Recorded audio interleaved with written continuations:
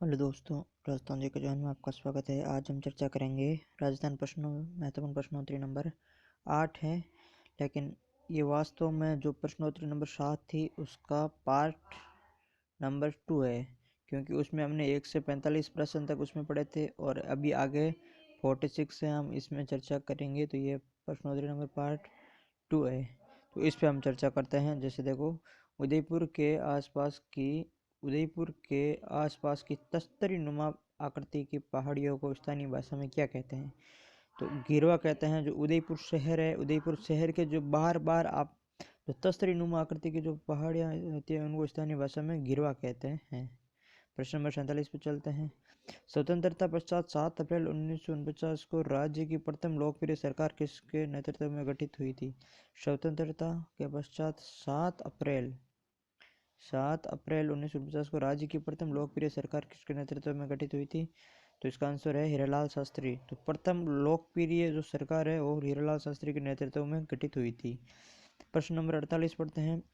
उदयपुर में राजसमंद से आगे पूर्व की ओर विच्छेदित कटापटा प्रदेश कहलाता है। एक तो उदयपुर में राजसमंद से आगे पूर्व की ओर विच्छेदित कटापटा से प्रदेश क्या कहलाता है? तो वो लसाड़िया का पठार कहलाता है। प्रश्न नंबर 49 देखते हैं।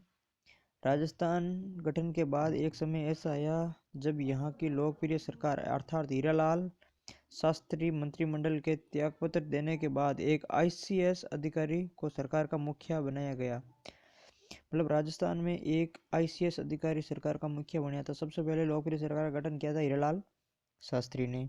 उसके बाद में इन्होंने त्यागपत्र दिया। उसके बाद में एक आईसीएस जो इंडियन सिविल सर्विसेज का अधिकारी था, उसको सरकार का मुखिया बनाया था। वो अधिकारी कौन था? तो इसका सही आंसर है सी एस वेंकटाचार्य, जो आईसीएस था और जो राजस्थान का मुख्यमंत्री बना था हीरालाल शास्त्री के बाद में। और प्रथम लोकप्रिय सरकार का गठन किया था हीरालाल शास्त्री ने। प्रश्न नंबर 50 पे चलते हैं। पूर्व मुख्यमंत्री शिवचरण माथुर की अध्यक्षता में राज्य प्रशासनिक सुधार आयोग का गठन कब किया गया था? आयोग का नाम क्या है? महत्वपूर्ण है। राज्य प्रशासनिक सुधार आयोग। राज्य प्रशासनिक सुधार आयोग मतलब राजस्थान में जो प्रशासनिक जो ढांचा था उसमें किस प्रकार से सुधार किया जा सकता है, उसके सुधार के लिए एक आयोग का गठन किया गया था। और वो गठित किया गया था शिवचरण माथुर, जो पूर्व मुख्यमंत्री था, उसकी अध्यक्षता में। तो उसका अध्यक्ष कौन था?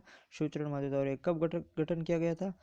तो ये किया गया था मई 1999 में। मई 1999 में गठित किया गया था। तो आयोग कौन सा था? आयोग था राज्य प्रशासनिक सुधार आयोग था। किसकी अध्यक्षता में गठित किया गया था? तो वो शिवचरण माथुर की अध्यक्षता में गठित किया गया था। कब किया गया था? मई 1950 में। 3 चीज बातें याद रखनी है। राज्य प्रशासनिक सुधार आयोग शिवचरण माथुर की अध्यक्षता में मई 1949 में गठन किया गया था। प्रश्न नंबर 51 में चलते हैं। बनास बेसिन है, ये बेसिन है, गलत है ये। बनास बेसिन तथा छप्पन बेसिन किस भौतिक भूभाग के लघु प्रदेश है? तो राजस्थान की पहले बताया था मैंने, कल वाले वीडियो बताया कि 4 भौतिक प्रदेशों में बांटा गया है। तो जो बनास बेसिन है और जो छप्पन का बेसिन है वो पूर्वी मैदानी प्रदेश में बांटा गया है। उसको पूर्वी मैदानी प्रदेश में इसको बांटा गया। 4 भागों में राजस्थान भौतिक प्रदेश में बांटा गया था। पहला था मरुस्थलीय प्रदेश था वो, उसके बाद में जो अरावली पर्वतीय प्रदेश था दूसरा, तीसरा था पूर्वी मैदानी प्रदेश था और चौथा था दक्षिण पूर्वी पठारी प्रदेश था। तो ये भाग है जो बनास बेसिन और छप्पन का बेसिन है, वो पूर्वी मैदानी भाग का हिस्सा है। प्रश्न नंबर 52 में चर्चा करते हैं। राजस्थान के कितने जिलों को राष्ट्रीय कृषि आयोग ने मरुस्थलीय जिले माना है? देखो, मरुस्थलीय जिले राजस्थान के कितने ऐसे जिले हैं जिसको राष्ट्रीय कृषि आयोग ने मरुस्थलीय जिले माना है? ये महत्वपूर्ण बात है। किसने मरुस्थलीय जिले माने हैं? तो राष्ट्रीय कृषि आयोग ने मरुस्थलीय जिले माने हैं। और ऐसे 12 जिले ऐसे हैं राजस्थान के जो मरुस्थल के अंतर्गत आते हैं। इनको मानने वाला आयोग था राष्ट्रीय कृषि आयोग था। प्रश्न नंबर 13 चलते हैं। ग्रीष्म ऋतु में सर्वाधिक आंधियां निम्नलिखित में से किस जिले में आती है? गर्मियों में सर्वाधिक आंधियां किस जिले में चलती है? तो वो चलती है श्री गंगानगर जिले में। श्री गंगानगर जिले में सर्वाधिक आंधियां चलती है। ग्रीष्म ऋतु में सर्वाधिक आंधियां कहाँ चलती है? श्री गंगानगर जिले में। प्रश्न नंबर 14, लाठी श्री क्षेत्र राज्य के किस जिले में स्थित है? लाठी श्री क्षेत्र है जो है जैसलमेर जिले में है। लाठी श्री क्षेत्र है वो जैसलमेर जिले में है। और जो लाठी श्री क्षेत्र है वो ये है कि एक 60 किलोमीटर चौड़ी पानी की भूगर्भ पानी की पट्टी है। जैसलमेर में है। और किस राज्य से मिलती है? ये प्रश्न गलत है। जो ये ऐसे बनना चाहिए था, ये राजस्थान की सर्वाधिक सीमा, राजस्थान, इसको थोड़ा ठीक कर लेंगे। राजस्थान की सर्वाधिक सीमा किस राज्य से मिलती है? मतलब राजस्थान की सर्वाधिक सीमा, सबसे लंबी सीमा किस राज्य से मिलती है? तो सबसे लंबी सीमा एमपी से मिलती है, लगभग 1600 किलोमीटर है जो सबसे लंबी सीमा मिलती है। राजस्थान मंत्रिपरिषद में मंत्रियों की अधिकतम संख्या हो सकती है? राजस्थान मंत्रिपरिषद में मंत्रियों की अधिकतम संख्या हो सकती है। तो आप सभी को पता है कि 91वें संविधान संशोधन 2003 के तहत मंत्रियों की एक संख्या फिक्स कर दी गई थी, मंत्रिमंडल की संख्या फिक्स कर दी गई थी। पहले क्या होता था कि सरकार में ऐसे बहुत सारे विधेयक थे जो नाराज हो जाते थे सरकार में, नाराज होने के कारण सरकार उनको मंत्री बना देती थी। तो बहुत सारे मंत्री बना देते थे एक सरकार में। तो 91वें संविधान संशोधन 2003 द्वारा एक संविधान संशोधन करके लोकसभा और विधानसभा सभी में जो है वो मंत्रियों की जो संख्या है, अधिकतम संख्या है, वो एक फिक्स संख्या की गई थी। अर्थात वो की गई थी विधानसभा सीटों या लोकसभा सीटों का 15% ही मंत्री, अधिकतम 15% ही मंत्री बन सकते हैं। ये उन्होंने एक शर्त रखी थी 91वें संविधान संशोधन 2003 के तहत। तो राजस्थान में मंत्रियों की अधिकतम संख्या हो सकती है, कितनी हो सकती है? 15% है। और राजस्थान में विधानसभा सीटें कितनी हैं? सीटें हैं 200। 200 का 15% कितना होता है? मतलब अधिकतम 30 हो सकती है, जबकि मुख्यमंत्री सहित 29+1, तो अधिकतम 30 मंत्री हो सकते हैं। प्रश्न नंबर 57 पे चलते हैं। सापेक्षिक दृष्टि से राजस्थान के निम्न भू आकृतिक प्रदेशों का भाग जो अधर प्रवाह का क्षेत्र है।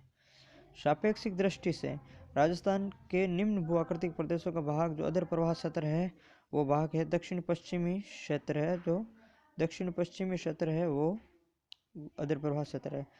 अजमेर निम्न में से किस दिशा में राजस्थान में वर्षा की मात्रा में उत्तरोत्तर वृद्धि होती है? अजमेर निम्न में से किस दिशा में वर्षा की उत्तरोत्तर वृद्धि होती है? तो हम जैसे ही हम उत्तर पश्चिम से दक्षिण पूर्व की ओर जाते हैं, उत्तर पश्चिम से दक्षिण पूर्व की ओर जाते हैं राजस्थान में से, मतलब किस दिशा में राजस्थान में वर्षा की उत्तरोत्तर वृद्धि होती है? तो हम उत्तर पश्चिम का ये क्षेत्र है, जैसे ये मान लो राजस्थान है, ये राजस्थान है, तो ये उत्तर पूर्व का प्रदेश है। ये यहाँ से यहाँ झालावाड़ और हाड़ौती प्रदेश के दक्षिण पूर्वी पठारी प्रदेश की तरफ जाते हैं, दक्षिण पूर्व में जाते हैं, तो इस क्षेत्र से इस क्षेत्र में जाता है, तो सर्वाधिक वर्षा में उत्तरोत्तर वृद्धि होती जाती है। प्रश्न नंबर 59 की में बात करेंगे city of stepwells. City of stepwells अर्थात बावड़ियों का शहर, इसको हिंदी में कहते हैं बावड़ियों का शहर। आपको दोनों याद रखना है, एक तो बावड़ियों का शहर या सिटी ऑफ स्टेपवेल्स भी बहुत बार पूछा जाता है। तो किस शहर को जाना जाता है? तो इसका सही आंसर होगा बूंदी। प्रश्न नंबर 60 पे चर्चा करते हैं। राजस्थान में फैले थार मरुस्थल का लगभग कितने प्रतिशत है? राजस्थान में फैले थार मरुस्थल का लगभग कितना प्रतिशत क्षेत्र है? तो कितना क्षेत्रफल है, प्रतिशत नहीं, इसमें क्षेत्रफल को पूछा है। तो जो इतना क्षेत्रफल है वो 2,09,100 वर्ग किलोमीटर है। जो थार मरुस्थल है वो राजस्थान में इतना फैला हुआ है। प्रश्न नंबर 61 पे चर्चा करते हैं। 1829 में राजस्थान के लिए राजस्थान नामकरण किसने अपनी प्रसिद्ध कृति में किया है? राजस्थान के लिए राजस्थान नामकरण सबसे पहले किसने दिया था? किसने अपनी प्रसिद्ध कृति में, जिसकी कृति आई थी 1829 में आई थी, तो किसने 1829 में राजस्थान के लिए राजस्थान नामकरण किया था और अपनी कौन सी पुस्तक में किया था? तो कर्नल जेम्स टोड ने अपनी पुस्तक में 1829 में सबसे पहले राजस्थान के लिए राजस्थान नामकरण किया था। प्रश्न नंबर 62 पे चर्चा करते हैं। राजस्थान में प्रथम आम चुनाव के बाद बनने वाले प्रथम निर्वाचित मुख्यमंत्री। राजस्थान में प्रथम आम चुनाव आपको पता है 1951-52 में हुए थे, 51 और 52 में हुए थे, जबकि 3 मार्च और 1952 में प्रथम बैठक हुई थी।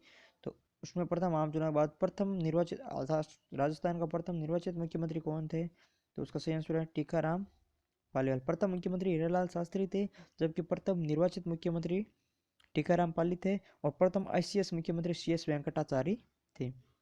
तो इसका सही आंसर टीकाराम पालीवाल होगा। प्रश्न नंबर 63 बात करते हैं, मालानी पर्वत राज्य के किन जिलों में मिश्रित है? अब देख लो मालानी पर्वत है वो किन जिलों में विस्तृत है? आप सभी को पता है मालानी पर्वत, मालानी क्षेत्र किसको कहते हैं? मालानी आपको सबको पता है कि मालानी बाड़मेर को कहते हैं। तो जालौर और बाड़मेर जो क्षेत्र है इन जिलों का, उसको मालानी पर्वत उनका विस्तृत है। तो मालानी जो भी क्षेत्र है वो मुख्यतः बाड़मेर कहा जाता है, जिसमें मालानी किस्म के घोड़े भी हैं, तो वो भी बाड़मेर के हैं। जितने भी मालानी शब्द थे तो उसका संबंध बाड़मेर से होगा। प्रश्न नंबर 4 है, राजस्थान में प्रथम आम चुनाव कब हुए? राजस्थान में प्रथम आम चुनाव 52 में हुए थे, क्योंकि 3 मार्च 1952 को मीटिंग हुई थी, प्रथम बैठक हुई थी 3 मार्च 1952। तो प्रथम आम चुनाव 1952 में हुए थे। वर्षा रेखा प्रतापगढ़ और आसपास का भूभाग स्थानीय रूप से किस नाम से जाना जाता है? प्रतापगढ़ और आसपास का भूभाग किस नाम से जाना जाता है? तो प्रतापगढ़ और आसपास का भूभाग कांठल के नाम से जाना जाता है। कांठल के नाम से जाना जाता है। अर्थात प्रतापगढ़ का क्षेत्र पर ये इसका कोई मतलब नहीं है। प्रतापगढ़ व उसका आसपास का स्थानीय भूभाग किस नाम से जाना जाता है? तो कांठल के नाम से जाना जाता है। तो प्रतापगढ़ का दूसरा नाम कांठल है, ये आपको याद रखना है। प्रतापगढ़ का जो है कांठल है, उस क्षेत्र को कांठल क्षेत्र कहाँ है? प्रतापगढ़ में। 66 भोरट के पठार में पर्वत चोटी स्थित है। तो आपको पता है कि जो जरगा पर्वत चोटी है, जरगा पर्वत चोटी है वो भोरट के पठार की पर्वत चोटी है। जरगा पर्वत चोटी किस पठार में स्थित है? भोरट के पठार में स्थित है। राजस्थान से निर्वाचित प्रथम महिला सांसद कौन सी थी? तो राजस्थान से निर्वाचित प्रथम महिला सांसद श्रीमती शारदा बागदी, प्रथम सांसद श्रीमती शारदा भार्गव थी। प्रश्न नंबर 68 पे चलते हैं, रेतीला शुष्क मैदान तथा राजस्थान बांगड़ किस भौतिक विभाग की उपभाग है? तो देखो राजस्थान के मैंने 4 भागों के बारे में बात की थी कि राजस्थान को 4 भूभागों में बांटा गया था। पहला मरुस्थलीय प्रदेश, दूसरा अरावली पर्वतीय प्रदेश, तीसरा पूर्वी मैदानी प्रदेश और चौथा दक्षिण पूर्वी पठारी प्रदेश। इन चारों में से रेतीला शुष्क मैदान और राजस्थान बांगड़ प्रदेश किस भौतिक विभाग है? तो उत्तरी पश्चिमी जो मरुस्थलीय प्रदेश से पहला है, जो उत्तरी पश्चिम मरुस्थलीय प्रदेश उसके भाग है रेतीला शुष्क मैदान, और राजस्थान बांगड़ है वो उसके उपभाग है। तो उत्तरी पश्चिमी मरुस्थलीय भाग के उपभाग है ये।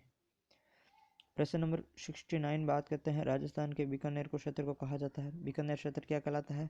तो बीकानेर क्षेत्र जंगल प्रदेश कहलाता है। कल भी हमने चर्चा करी थी, बीकानेर क्षेत्र है वो जंगल प्रदेश कहलाता है, और इसकी राजधानी थी अई छतरपुर थी, और अई छतरपुर वर्तमान में नागौर को अई छतरपुर कहते हैं। 17वां प्रश्न है जो है, दक्कन का लावा पठार राजस्थान का दक्षिण पूर्वी पठारी प्रदेश भौतिक प्रदेश देश के किस भौतिक विभाग का हिस्सा है? दक्कन का लावा पठार, एक तो दक्कन का लावा पठार वे राजस्थान का दक्षिण पूर्वी पठारी प्रदेश देश के किस भौतिक विभाग का हिस्सा है? तो देश के वो प्रायद्वीपीय पठारी भाग का हिस्सा है। देश का जो सर्वाधिक भाग है वो भारत देश में प्रायद्वीपीय पठार का भाग है। तो जो दक्कन का लावा पठार है वो और राजस्थान का दक्षिण पूर्वी पठारी के वो देश के प्रायद्वीपीय पठार का हिस्सा है। और प्रश्न नंबर 71 की बात करते हैं, आडा वाला पर्वत, ये महत्वपूर्ण प्रश्न है, बहुत बार पूछा जाता है, और आपको याद करना है कि आडा वाला पर्वत राज्य के किस जिले में स्थित है, और ये आपको बहुत ही महत्वपूर्ण प्रश्न है, आपको याद करना है। आडा वाला पर्वत राज्य के किस जिले में स्थित है? तो उसका सही आंसर होगा बूंदी है। बूंदी जिले में राज्य का आडा वाला पर्वत है वो बूंदी जिले में स्थित है। अगले प्रश्न पर चर्चा करते हैं। 72 प्रश्न है, जिले में पर्वत चोटी व संबंधित जिले का कौन सा युग्म असंगत है? पर्वत चोटी व जिलों का संबंध असंगत का पूछा है, लेकिन इसमें जो है दे रखा है वो सीधा आंसर दे रखा बना रखा है। तो ये दे रखा है बरवाड़ा, तो बरवाड़ा पर्वत चोटी है वो, ये इसका सही आंसर है। तो ये आप 72 प्रश्न को 1 नंबर एक बार काट दीजिए, ये प्रश्न सही नहीं है। अगले बार जब चर्चा करेंगे अगले जब प्रश्नोत्तरी में, तो इस प्रश्न को हम इसको उसमें शामिल कर लेंगे। एक बार इस प्रश्न को छोड़ दीजिए आप। राज्य के उन जिलों की संख्या जिनमें न तो सीमा न तो किसी राज्य से मिलती है और न ही अन्य देश से मिलती है, अर्थात ऐसे कितने जिले हैं जो अंतर्वर्ती जिले हैं, अर्थात जिनकी सीमा न तो किसी राज्य से मिलती है और न ही किसी जिनकी सीमा न तो किसी राज्य से मिलती है और न ही किसी देश से मिलती है। ऐसे कितने जिले हैं जो अंतर्वर्ती जिले हैं? तो ऐसे अंतर्वर्ती 8 जिले हैं जो अंतर्वर्ती जिले हैं। चौथा है, कर्क रेखा राजस्थान के किस जिले के मध्य से गुजरती है? कल हमने बात की थी, सर्वाधिक जो सीधी किरणें पड़ती है वो बांसवाड़ा जिले में पड़ती है। तो कर्क रेखा राजस्थान के बांसवाड़ा जिले में होती है, तभी तो कर्क रेखा है वो बांसवाड़ा जिले से गुजरती है। चलते हैं अगले प्रश्न पे। जैसलमेर जिले हैं कि पाकिस्तान से लगती अंतर्राष्ट्रीय सीमा की लंबाई है। जैसलमेर जिले से पाकिस्तान के लगती कितनी लंबाई है? मतलब ये पता है कि 4 जिले हैं जो पाकिस्तान सीमा से लगते हैं, गंगानगर, बीकानेर, जैसलमेर और बाड़मेर। सर्वाधिक सीमा जैसलमेर की लगती है। तो वो कितने किलोमीटर? तो यह है 464 किलोमीटर है जो जैसलमेर की सीमा वो पाकिस्तान की सीमा से लगती है। बाकी अगले प्रश्न पे चर्चा करते हैं। 77, राज्य के चार सीमावर्ती अंतर्राष्ट्रीय सीमा की लंबाई व न्यूनतम में घटता हुआ सही क्रम है। राज्य के 4 सीमावर्ती जिलों की अंतर्राष्ट्रीय सीमा की लंबाई का सर्वाधिक से न्यूनतम घटता हुआ सही क्रम है। देखो, ये एक महत्वपूर्ण प्रश्न है। इस तरीके के प्रश्न आजकल बोर्ड में पूछने का ट्रेंड रहा है कि 4 पूछ लेंगे कि सीमा से अंतर्राष्ट्रीय क्रम में सर्वाधिक से न्यूनतम क्रम में घटते हुए क्रम में, लेकिन उनकी लंबाई के आधार पर दिखाना है। 4 ऑप्शन देंगे। ए में ऑप्शन दे देंगे बीकानेर, जैसलमेर, गंगानगर, बाड़मेर। बी में दे देंगे गंगानगर, बीकानेर, जैसलमेर, बाड़मेर। सी में और कुछ दे देंगे और डी में और कुछ दे देंगे। चारों का क्रम उल्टा पुल्टा करके क्रम दे देंगे और आपको वो देखना है कि इसका सही क्रम कौन सा है, अधिक से या घटते हुए क्रम में, अधिक से कम या घटते हुए क्रम में कौन सा सही क्रम है। उन चारों ऑप्शन में से आपको सही करना है। अगर आप सीधे 4 जिलों में से अगर सीधी बात करें तो सर्वाधिक है जैसलमेर की है, लंबाई है। और उसके बाद में बाड़मेर की रहेगी, बीकानेर, और सबसे कम लंबाई है वो गंगानगर जिले की रहेगी। राजस्थान की सबसे कम सीमा किस राज्य से मिलती है? राजस्थान, अब अगर राज्य की बात करें तो राजस्थान की सबसे कम सीमा किस राज्य से? सर्वाधिक सीमा तो हमने पहले भी बात की थी, एमपी की मिलती है। और सबसे कम सीमा हमने बात की थी जो मिलती है पंजाब राज्य की है, वो 89 किलोमीटर है, वो सबसे कम सीमा राजस्थान से मिलती है। बात करते हैं central western Rajput states of India पुस्तक का प्रसिद्ध नाम क्या है? तो एक पुस्तक है जिसके 2 नाम थे। एक नाम था central and western Rajput states of India और इसका दूसरा नाम था Annals and antiquities of India है, उसी का नाम था। प्रश्न नंबर 80 पर चर्चा करता है। राजस्थान का मानक समय किस देशांतर रेखा से निर्धारित किया जाता है? राजस्थान का मानक समय है, जो राजस्थान का मानक समय है किस देशांतर रेखा से निर्धारित किया जाता है? तो उसका सही आंसर है 82 डिग्री पूर्वी देशांतर है जो राजस्थान का मानक समय रेखांतर निर्धारित किया जाता है। प्रश्न नंबर 81 पे बात करेंगे। राजस्थान का कौन सा क्षेत्र बंगाल की खाड़ी और अरब सागर दोनों ही मानसून से सर्वाधिक वर्षा करता है? तो आपको पता है राजस्थान में वर्षा 2 मानसून से होती है। एक तो मानसून है अरब सागरीय मानसून, एक होता है बंगाल की खाड़ी की तरफ से आने वाला मानसून। तो राजस्थान का जो अरब सागर से जो मानसून आता है वो अरावली की जो दिशा है उसके समांतर होने के कारण वो बिना वर्षा के सीधा निकल जाता है, तथा जो बंगाल की खाड़ी है उनसे आने वाला मानसून वर्षा अरावली जो पर्वतमाला से टकरा कर जो दक्षिणी पूर्वी पठारी प्रदेश है यहाँ पे वर्षा कर देता है। तो ऐसा कौन सा क्षेत्र है जहाँ बंगाल की खाड़ी व अरब सागर दोनों ही मानसून से अधिक वर्षा प्राप्त करता है? तो वह है दक्षिण पश्चिमी हिस्सा है जो राजस्थान है। ये इस राजस्थान का ये जो दक्षिणी पश्चिमी हिस्सा है ये जो दक्षिणी पूर्वी हिस्सा है, ये दक्षिणी पूर्वी हिस्सा है वो सर्वाधिक वर्षा करता है। पश्चिमी नहीं, पूर्वी होगा।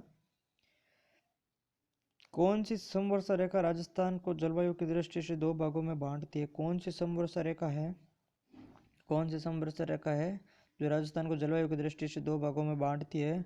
तो 50 डिग्री समवर्षा रेखा है जो राजस्थान को 2 भागों में बांटती है।